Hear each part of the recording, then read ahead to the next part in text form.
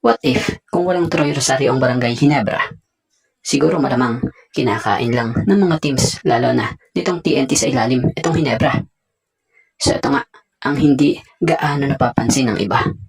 Napakasipag din ng player na ito at hindi nga reklamador.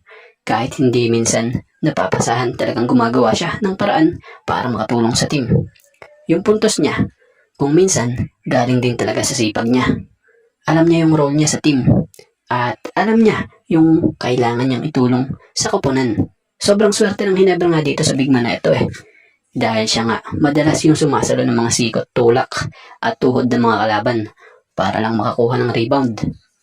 Kung tutuusin may ahambing mo ang laro nitong si Troy Rosario sa isang player or anime sa Slam Dunk na nasa team ng Shohoku na si Akagi.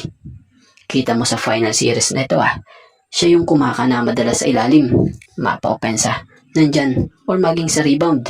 Kumbaga parang Akagi na upgraded kung saan may tira sa tres. So kagandahan nga kay Troy Rosario, bukod sa pagiging center ng Ginebra, kadalasan pang power forward din ito or isang stretch forward. Advantage ni Troy, may outside shooting nga siya kumpara sa ibang bigs, kung saan nakakapagbigay spacing din siya sa kanyang team. Versatile player din ito, kung saan hindi lang isang posisyon ang kaya niyang paglaruan dahil sa kanyang tangkad at bilis. Yung pagiging athletic niya, malaking tulong rin or atletisismo, mapa-opensa man yan or pagkuha ng rebound. At bukod naman sa may tira ito sa labas, kaya niya nga rin pong umatake sa basket at tapusin ang play malapit sa ring. So di na tayo magtataka kung bakit isa ito ngayon sa nagpapasakit din ng ulo ng TNT sa series na ito. So kayo, ano masasabi nyo sa estilo ng laro nitong si Troy Rosario ngayon dito sa Barangay Ginebra? So noong nakaraang Sunday night lang ay nagpasabog si Stephen Holt ng 23 points, kabilang ang 5 3 points at isang 4-point shot upang matulungang maipanalo ang Ginebra or maipanalo ng Ginebra ang laro laban sa TNT sa final score na 116-102 sa Game 3 ng 2026 PBA Commissioner's Cup Finals.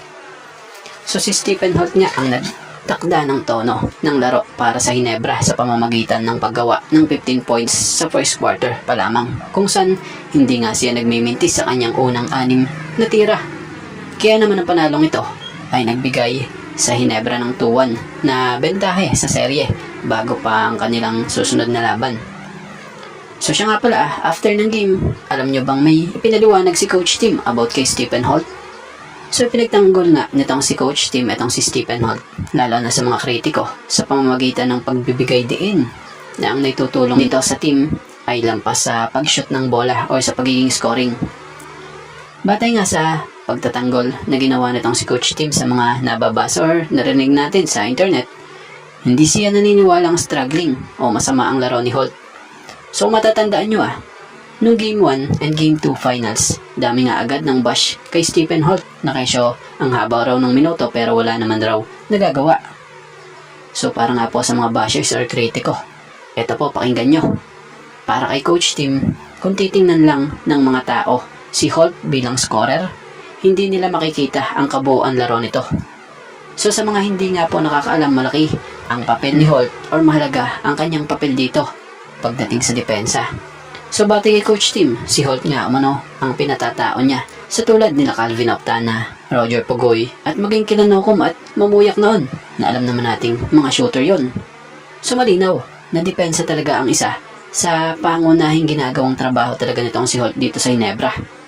Kaya naman binigyang puri nga ni Coach Tim ang pagiging leader ni Holt sa court din at ang pagiging willing rin nitong gumawa ng mga sakripisyo tulad ng pagpasa, pag-spread out ng depensa at rebound para manalo ang kupunan.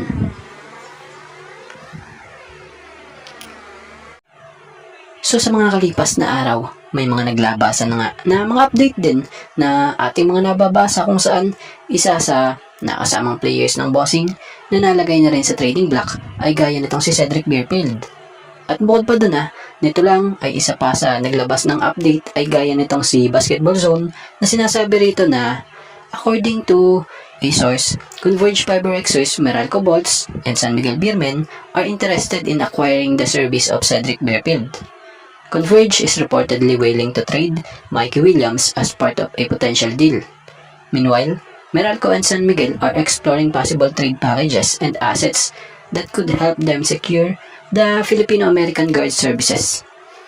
So, ang titingnan naman natin, bilang opinion at reaction natin dito, bukod pala sa Converge, interesado rin ang Meralco at SMB dito. Kaya lang wala pang ang players na nabanggit sa mga magkabilang koponan dahil sa nag-e-explore pa sila ng trade packages.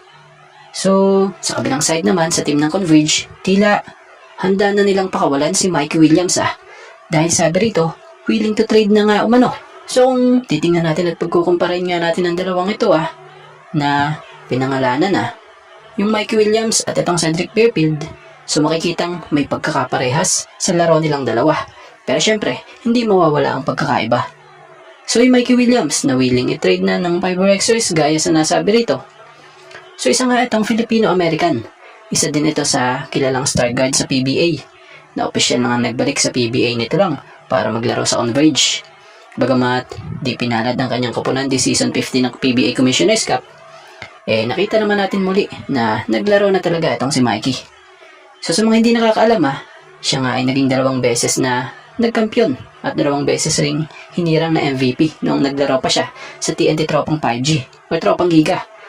At may iba tayo, so matapos nga ang 3 taong pagliban nito dahil sa issue sa kontrata sa TNT, ay nakuha naman ito ng Converge via trade kapalit ni Jordan Heading. So si Mikey Williams, kilala ito bilang isang elite shot creator at clutch scorer na may batitinding banat sa tres o sa labas at napakabilis na pag-drive to the basket. So si Cedric Fairfield naman, isa rin itong Filipino-American, gaya ni Mikey. Gumagampan nito bilang point guard at shooting guard niya ng Blackwater Bossing. So nakilala nga ito sa liga bilang isa rin sa mga pinakamahusay at mabangis ring scorer dito sa liga. Kilala si Cedric Fairfield sa kanyang deadly outside shooting. Bukod doon, matinding bilis at kakayahang lumikha ng sariling niyang tira. So bukod pa doon, isa sa talaga namang tumatak pa din para makilala agad sa liga itong si Fairfield ay noong kanyang debut season sa PBA kung saan napabilang siya sa PBA All-Rookie Team. So magpahanggang ngayon patuloy pa nga rin siyang nagiging pangunahing sandata ng bossing kung saan regular siyang nagtatala ng 20 to 30 points kada game. So kung tatalakayin naman natin yung pagkakaiba nila, so nagkakaiba sila sa edad syempre. Mas bata itong si Fairfield kumpara kay Mikey Williams. Dahil si Cedric Fairfield, 29-year-old pa lamang to. Si Mikey, 34 na ito. So, tingnan na lang natin kung sinong team ang makakakuha dito kay Cedric Fairfield. Dahil syempre, kahit pa gustong i-trade ng Converge si Mikey, nasa sa Blackwater pa nga rin ang decision yan. Dahil hawak nila ang player na masasabi mong may malaking value talaga. So, tingnan na lang din natin sa mga susunod na araw kung anong nga bang mangyayari. Kung malilipat na nga ba si Fairfield sa ibang koponan o mananatili pa rin siya dito sa bossing. Pero kung kayong tatanungin sa ang team nyo gusto, mapunta si Cedric Fairfield. So ano opinion nyo? At bago nga ang lahat, baka naman po pwedeng makahingi ng isang subscription para sa ating channel or pakifollow na rin po kung nagustuhan nyo ang ating mga basketball update. At kung ito na may makakabigat para sa inyo, kahit isang like and share na lamang po. Maraming salamat po.